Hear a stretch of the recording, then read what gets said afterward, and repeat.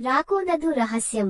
పొగమంచుతో కప్పబడిన ఓ చిన్న గ్రామంలో రాకోదదు అనే ఓ వ్యక్తి ఉండేవాడు. అతను ఎప్పుడూ అడవిలోకి వెళ్లి రహస్యమైన విషయాలు చెప్పేందుకు తిరిగి వచ్చేవాడు. ఊరిలో అందరూ అతని గురించి ఆసక్తిగా మాట్లాడేవారు. ఓ రోజు రవి అనే బాలుడు రాకోదదును అనుసరించాలనే ఉత్సాహంతో అడవిలోకి వెళ్లాడు. లోపలికి వెళ్ళినప్పుడు అతను ఒక ప్రాచీన వృక్షాన్ని చూశాడు. దానిపై రాకోదదు చేతులు ఉంచగానే బంగారు అక్షరాలు వెలుగులీనాయి. ఇది కథల వృక్షం, రాకోదదు చెప్పాడు. ఇది జ్ఞానం ఇస్తుంది, కానీ దాన్ని పంచిన వారికే అసలైన శక్తి లభిస్తుంది. రవి ఆశ్చర్యంతో చూస్తూ తన కథలను అందరికీ చెప్పాలని నిశ్చయించుకున్నాడు.